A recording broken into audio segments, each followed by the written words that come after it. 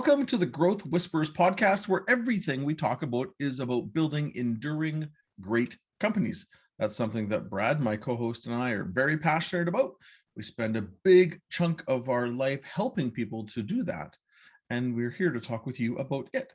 So I'm Kevin Lawrence today. I'm joined with Brad, by Brad, for every episode we've done. We're actually on episode 86. We're getting close to 100, Brad. How you doing today? Very good, very good.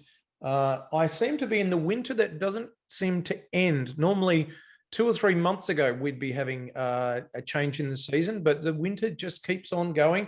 I'm good. How are you doing today? I'm doing great. Yeah, we're in winter today. We got beautiful white snow on the mountains across from us here, and you can see them on. It's just beautiful. It's a little chilly, but I'm doing great. I'm insanely grateful today. We'll talk about it as we get into the show.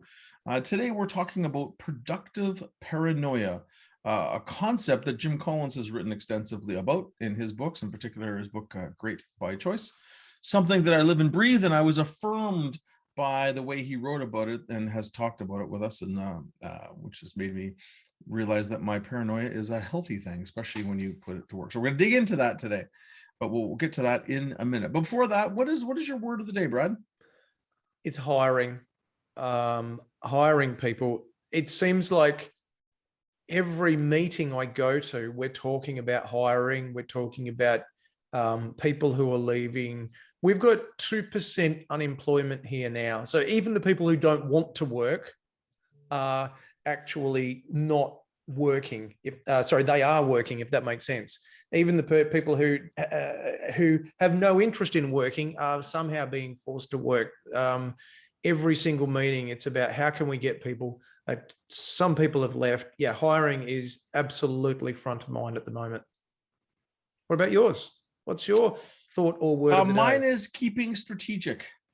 Is similar to where you're coming from. We are in an incredibly booming time where people are frantically executing, trying to keep up, and many are so busy getting things done, they don't have the time to zoom out and keep strategic on situations. Even if you go on the hiring one, is someone, one of the clients you work with, one of his key leaders is like, we just need to hire people. Let's just pay whatever it takes, and we just got to get more people. Yeah. Well, that is a tactical response, which may not be very smart in the long term, but it's not very strategic potentially, but getting lost up in tactical and panic kicks in. So keeping strategic around hiring would be a great theme for today's show if we were to blend those two together. Indeed. And we could do another one just on that. So hey, let's jump right into today. We're going to be a real quick episode here today. So let's talk about this thing called productive paranoia a bit, and I'll just maybe start off with an example. Just before you do, yes, of course. Isn't paranoia a bad thing? It is. If you sit with and be worried about things and paranoid and just cycle on those thoughts, that is a really bad thing, because you'll drive yourself absolutely insane. Although Collins talks about something called productive paranoia, where you are, you could call worried or scanning the environment and worried about what could happen, but then you go do something about it. Mm-hmm. So instead of staying in obsessive worry mode, you notice a risk, boom, let's put this counter piece in there. We notice a risk, let's put something else in here. So it's scanning and then actively doing something versus scanning and then scanning and then scanning and scanning and not doing anything. And I guess the opposite of constantly scanning for something bad to happen is not scanning and then not finding things that pop up, which we would call the optimists in our society. And you would think that optimists would be some of the most successful people. And they're not. They're generally successful for short periods of time. Yeah. Not enduring. No. Because pure optimism and pure optimism is really dangerous. It's wonderful, and you have to have that optimism. But you also need to be looking at the other side of the coin in the right amount. Otherwise, you're going to get taken out by things that you tried to think you would just optimistically bounce over. Yeah. So it's that combination, but pure optimism is correlated with great taking risks that often take you out of the game. So the only way to survive is to have an element of productive paranoia, or you can't build an enduring great business unless you constantly scan, to use your word, constantly scanning, saying, well, what if this happens? Or what if that happens? Because if you're not doing that and you're an optimist, you can get taken out. Exactly. And so, for example, we were in a meeting. I'll be a little bit general about it, just generic because it's a private client issue. But we're in a meeting talking about a massive move ahead for this company, and everyone's excited about it, and they get to do something new, and they're really excited about it. The bank is more than willing to give them the money for their aspiration, all this stuff. I'm like, I can't support it. I can't support it because I haven't seen the scenario planning where we come up with a list of all the brutal things that could take us out on this new expansion. And until we can see it, and to see that we can either mitigate it or we can absorb it, we shouldn't do it.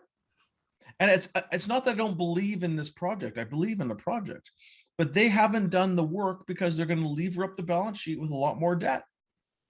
But they haven't done the work to show, is this going to put us in a situation where it could kill us, i.e. we lose the company, because we haven't done that yet. So, but everyone else is all excited and pushing ahead, and I'm like, no bloody way. I mean, the CEO is also on this, and some other people are there, but a lot of people don't. And next thing you know, you do this big expansion, and you're sitting there going, oops, we overplanned it, or overbuilt it, or overestimated. Yeah. So imagine you're in a leadership team that's really positive. You've got an exciting, big, audacious goal, a strategy that you believe in, and you're not perhaps doing as well. We've spoken about the qualitative and quantitative aspects of employee and customer surveys. So you're kind of in the ivory tower a little bit. You're kind of separated from the data, but you're in this super positive environment. That's a great way to get knocked out, because if you're not always saying, well, what if this happens, or what happens if that happens? And you come off a series of big wins. Yeah. And the market is booming, and there's the demand, and the customers want more. All that good stuff. You just got to keep looking over your shoulder, and not just blindly pushing ahead. Yeah. So we were speaking before the show, and I mentioned that before the coronavirus really took hold at the end of March 2020, I sent out my first email on February the 2nd, which was really, I guess, 6 to 7 weeks before it started to significantly hit the headlines, let's say. And I was primarily looking at it thinking, if this is happening in China, if we've got this virus, what's it going to do if it gets out of China? A, obviously, but then B, really primarily thinking about if a number of the people in your firm all get the virus at once, it's going to mean that you're not going to be able to continue to operate for a month or two. And that's going to have devastating consequences. Now, it obviously went on to do other things, but that was absolutely born of productive paranoia. Yeah. And Brad, we're brothers in paranoia. We're similar. I was ordering, in addition to additional supplies for my place, I was ordering N95 masks. Yeah. And it was late Feb, I believe. I should go back and look at my Amazon history. I know I ordered 6 of the last N95 masks available on Amazon Canada. Yeah. I got the last ones that I could find, and they were the 3M and N95. And I was already doing those things because you could see it coming. Yeah. But that's my nature.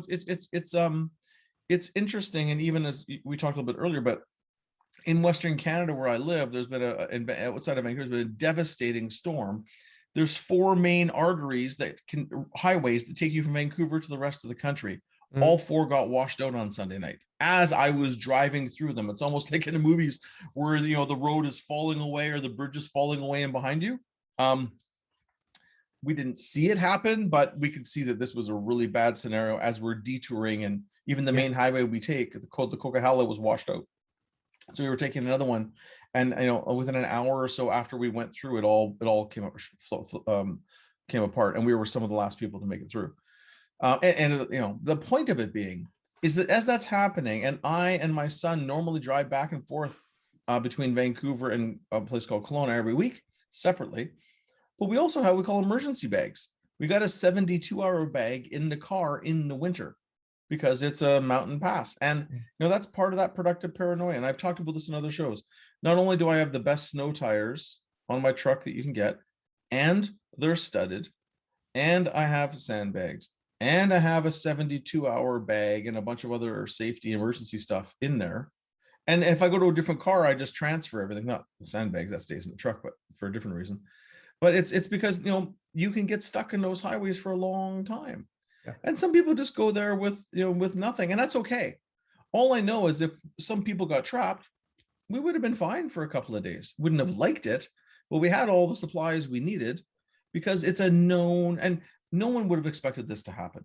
You just expect in the winter, bad stuff happens on these mountain roads, and it's being super prepared. And it's a mindset, and it's a healthy mindset when you do something about it. There are some people that might be so paranoid that they wouldn't drive over a mountain pass in the winter. That's almost a debilitating paranoia versus constructively taking steps to set yourself up to win. Yeah, that's an excellent analogy. So the point here is that the only mistakes you can learn from are the ones you survive. Yes. Otherwise, you get taken out. And so bad things or dangerous things happen all the time. And by embracing the myriad of possible dangers, people with productive paranoia put themselves in a superior position to overcome danger. Because they're just more prepared. Yeah. That's it.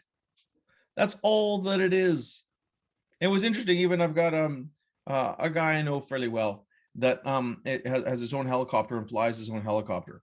And I wasn't sure the first time when I went up, he's got one of these amazing jet helicopters. It's outstanding. But when I went up with him and I'm watching how he do it, man, he's full of paranoia. Yeah. He's a fun-loving guy normally. When he's in that helicopter, he's all business, all concerned, telling me, watch out for this, and it's like, and for a recreational pilot, they're not as experienced. But that's what that paranoia helps you, to the point where he's taken the course where you can land a helicopter with no engine. There's a special technique where you can put them on the ground fairly safely. Anyway, the point of it is it's a certain attribute that's very, very helpful in business, and that's what we'll talk a bit more. And so some of the main points, like main thing is, you're doing this when you're asking, what if, you're looking at different scenarios and what could happen, again, versus just the bold, blind optimism. Yeah. And being distracted by other things. Because what if 90% of the time or 99% of the time you're not right? It's the 1% of the time that enables you to survive. It's okay. Yeah. People may think, that person's always worried about, all of these things, and nothing ever turns out until the 1% of the time that they do. And that's a great way to kind of summarize productive paranoia. What if this customer fails or doesn't pay? What if our product doesn't get delivered on time? What if our employees, half of our employees resign? I had a leadership team that I know of where I don't work with them, but 40% of the leadership team and mid-management team all resigned within about a month because they were targeted by the competitors. That's why one of the reasons my check-in was hiring. So what if that happens? What if we have, it's the what if the plane crashes, and that's why we don't have the whole executive team fly on the same plane, right? Like all of these different things where people look at things and have plans to mitigate foreseen and unforeseen risk. Yeah. And that's the idea. Like I remember, I was talking with one CEO, he was like, I don't know when the next crazy thing is going to happen in our business or our economy, but I do know that it will. Yeah. I don't know what or when, but I know that it will, and I want to be prepared for that. So, you know, and there's a really, sorry, Kev, there's a really Go ahead. important thing that's between the lines of what you just said. Okay. And that is the difference. Jim Collins said that the difference between the great companies and the good companies in his studies was that the employees in the great companies felt that they had a responsibility, whereas in the other companies, the executives felt that they had a job. And Right. that responsibility leads to and connects to productive paranoia. Like, what if this happens? What if that? There's a real important connection there.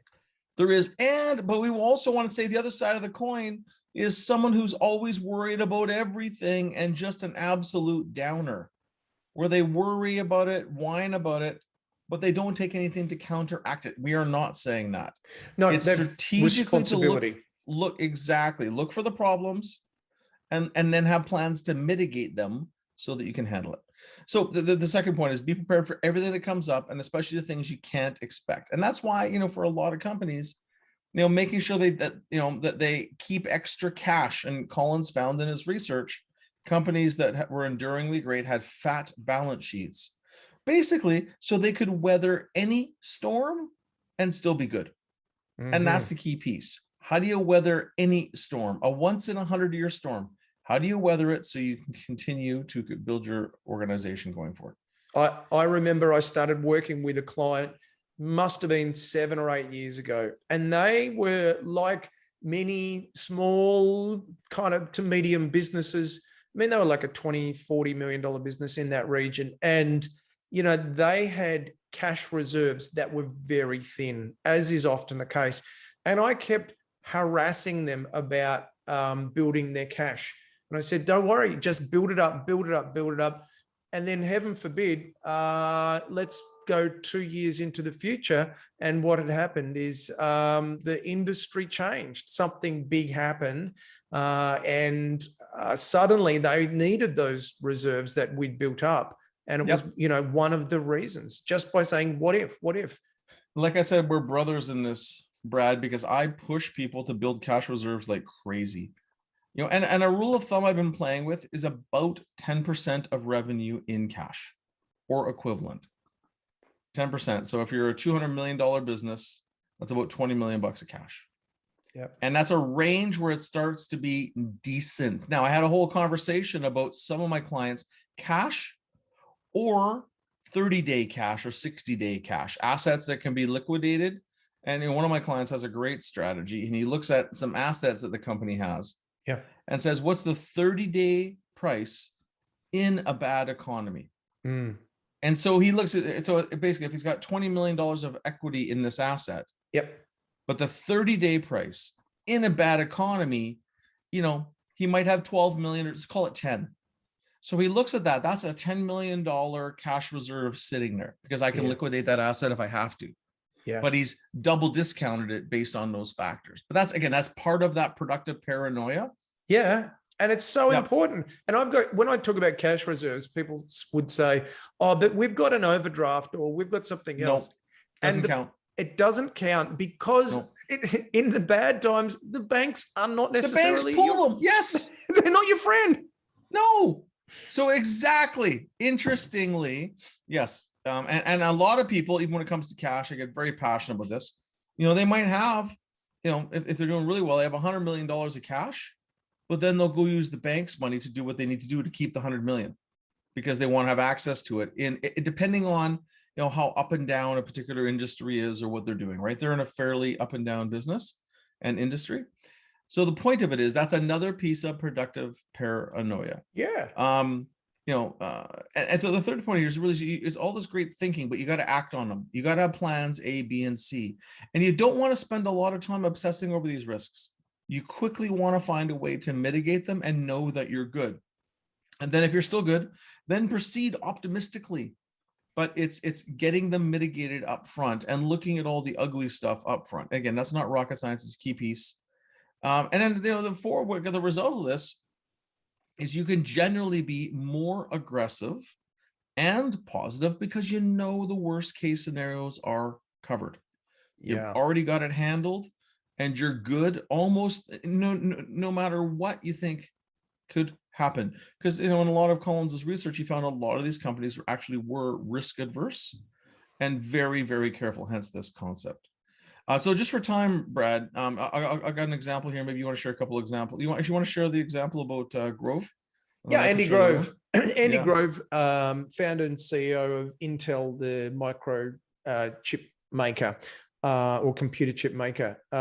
He was one of the examples in terms of productive paranoia. So his quote was, he's always looking for the black cloud in the silver lining. And if we go back to the optimist remark that we made before, the silver lining is driven by optimists. They always see the silver lining, but there's always something else that we've got to look for. So it's a good way to look at it and to think, yeah, there are silver linings, but there are also black clouds as well, and we need to know both.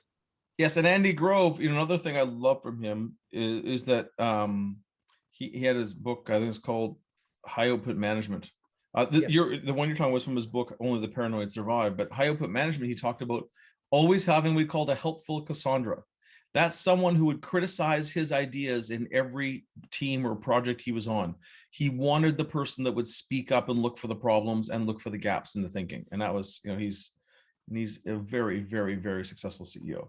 Herbert Keller is known for predicting 11 of the last 3 recessions. That was in Collins' book, Great by Choice. Yeah, he's so there were only CEO 3 of Southwest Airlines, amazing CEO, amazing company.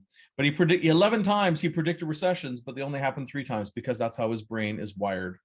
Looking at, there's lots of other examples. I know. I remember an amazing CEO that I had the chance to work with for more than a decade. I remember I gave him a copy of Great by Choice, Collins' book, and we talked about this. And then he instantly grabbed his pen and wrote his name on the inside of the book. I'm like, what are you doing? Because I don't want someone to take it. So it's a prime example. And the CEO who's making, he's making a 7-figure income. He's not short of cash, but he's writing his name in a damn book because he doesn't want his book to get stolen. Right. And this guy was a great example of productive paranoia and an outstanding CEO. So there's lots of different examples about keeping cash, doing risk analysis, taking small steps like Jim calls, bullets, then cannonballs, things like suppliers, having multiple suppliers for a different piece. That's why some companies don't want one supplier to be, 70% of the business. They want to carve it up amongst a few different ones. It's risk management. So I actually, in my book, the 5th chapter was about succession planning. And that's not for your kids to take over the business. That's exactly around productive paranoia. And so I cover off within Made to Thrive, this book that I've written. It's about the roles. It's about the products and services that are at risk. It's the suppliers that are at risk. It's evaluating opportunities, new stuff against a set of criteria. And each leader in the business has a clear successor. So that's another way angle to think about it. Yeah, is that it's forcing yourself to say, what if? Yep. And I will tell you, I'll share one example where, and productive paranoia is always good, right? It's healthy, but sometimes we relax around things and lose it. And that's the risk. We get complacent. And I remember one time we were with a group of people going on a drive, and one of my passions is driving. And we're going on this amazing drive through the northern US and Canada and going up to the racetrack. And my son and I are in a car that's a very, very fast car. We got it back from the dealership. They did a service. It was all good to go. And we're going at, we're really driving fast. And at one point, we started to notice the car started to feel funny. And actually, my son was driving at the time, started to feel funny. And we pull over. Well, the wheel was coming off. And the wheel nuts were already backed off. Like if the bolt, say, would have been, 1.5 inches or 2 inches sticking out with this nut on, it was already halfway out. Like the wheel was destroyed. And as much as, when I'm going to drive like that and going to one of the habits we have at the racetrack is we check the torque on the wheel nuts before we go out. Yeah. Just to double check, because sometimes if something comes loose, it can be devastating. And even though you take it to the dealership, which is the brand you bought the car from, which is one of the top car brands in the world, all these things, you should be able to trust them, but you shouldn't. You should still double check your torques and things like that. It's just a good habit. And I didn't. And it could have destroyed the car or killed us, if that wheel had come off at high speed. And it's just one of these things. If I was productively paranoid, I would always check those things. And there's a discipline to this versus just getting comfortable and casual. And there's, another saying would be trust and verify. In my case, I didn't verify. So the question to leave you with is, what could you do to be more effectively paranoid, productively paranoid, healthfully paranoid? What could you worry about in your business that could wipe your business out? Or obviously, if it's a safety and it could harm someone, that's a whole other piece. But what could you do in your business to be more productively paranoid? And then maybe what could you do personally? Yeah, indeed. It's such a powerful concept, and I'm so glad that we've covered it off today.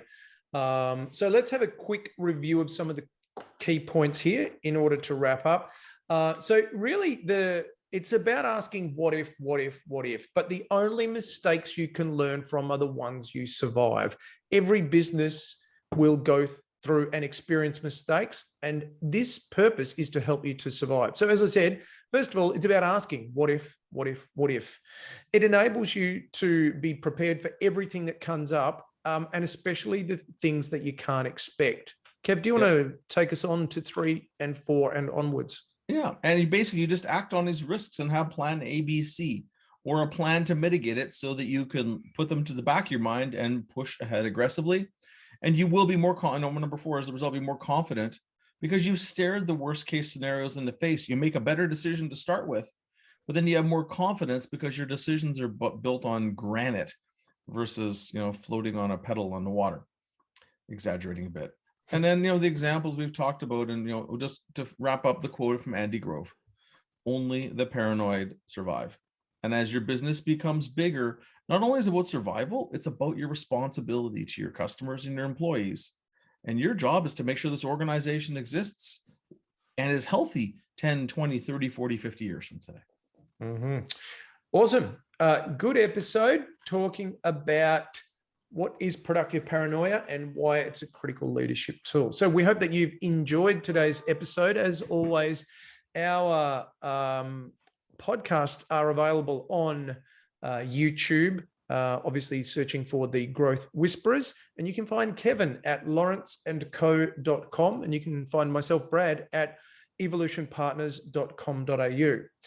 Thanks for listening. I hope that you've enjoyed today's episode, and we look forward to chatting to you again next week. Have a great week.